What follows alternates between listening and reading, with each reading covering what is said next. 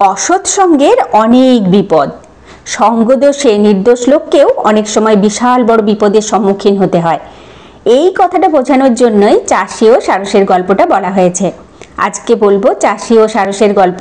Hello everyone, চলে এসেছি আমি পাপিয়া আবার একটা সুন্দর শিক্ষামূলক গল্প নিয়ে। গল্পটা তো বলবোই, কিন্তু তার আগে যারা জানো তারা তো জানোই, যারা জানো না তাদের জন্য আমি পাপিয়া, দুর্গাপুর ওয়েস্ট বেঙ্গল থেকে। আমি আমার জীবনের সুন্দর সুন্দর দিনের ভিডিও বানাতে ভালোবাসি, আর তার সাথে সুন্দর গল্প বলতে ভালোবাসি, আর সেইগুলো তোমাদের মাঝে শেয়ার করতে ভালোবাসি। আর তোমরা যখন সেই সব ভিডিও দেখে গল্প শুনে ভালো বলো, লাইক কমেন্ট করো, তখন আমার ভীষণ ভালো লাগে। সেই জন্য আমার এই ভিডিওগুলো দেখে গল্প শুনে অতি অবশ্যই লাইক কমেন্ট করতে হবে। এই যে দীঘাতে গেলাম, আমরা তো নিউ দীঘা থেকে ওল্ড দীঘাতে হাঁটতে হাঁটতে চলে গিয়েছিলাম। তখন সন্ধে হয়ে গিয়েছিল আর প্রচুর আলো ঝলমল করছিল পুরো ওল্ড দীঘা, আর সেই আলোতে সমুদ্রের ঢেউও কিন্তু ঝলমল করছিল। একেবারে দুধ সাদা আলো পড়ে সে যে কি ঝলমলে, কি বলবো আপনাদের, ভীষণ সুন্দর লাগছিল দেখতে। সেই জন্যই আমি অনেকটা ভিডিও ক্লিপ নিয়েছিলাম, আর সেই ভিডিও ক্লিপগুলো দেখাতে দেখাতেই আজকের এই গল্পটা বলবো। আজকের গল্প এক চাষি ও সারসের কথা। এক চাষি খুব কষ্ট করে পরিশ্রম করে মাঠের কাজ করত। এটাই ছিল তার সংসার চালানোর রসদ। সে ফসল ফলায়, সেই ফসল বিক্রি করে প্রয়োজনীয় জিনিসপত্র কেনে। একবার সে লক্ষ্য করলো তার ফসল কিভাবে যেন নষ্ট হয়ে যাচ্ছে। সে লুকিয়ে লুকিয়ে দেখলো কয়েকটা বক তার শস্য নষ্ট করছে। দেখে তো সে ভীষণ রেগে গেল, ঠিক করলো এই বকেদের সে জব্দ করবেই। এই ভেবে সে একদিন ওই চাষের জমির কাছে জাল ফেলে রাখলো।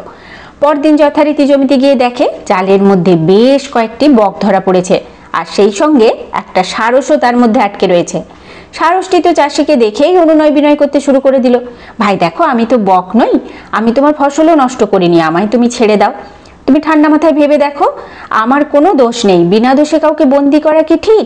তুমিই বলো, আমি কত ধার্মিক, আমি কোনোদিন কারোর কোনো ক্ষতি করতে পারি না।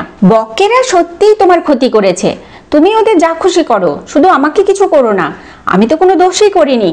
শুনে চাষি বলল, দেখো ভাই সারস, আমি জানি হয়তো তুমি সত্যি কথাই বলছো, হয়তো তোমার কোনো দোষই নেই, কিন্তু আমি তো সেটা দেখিনি। তুমি তো বকেদের সঙ্গেই ধরা পড়েছো, যে বকেরা আমার ক্ষতি করেছে। বকেরা ধরা পড়েছে, তাদের তো আমি শাস্তি দেবই, তার সঙ্গে তুমিও ধরা পড়েছো, সেই জন্য তোমাকেও শাস্তি পেতে হবে।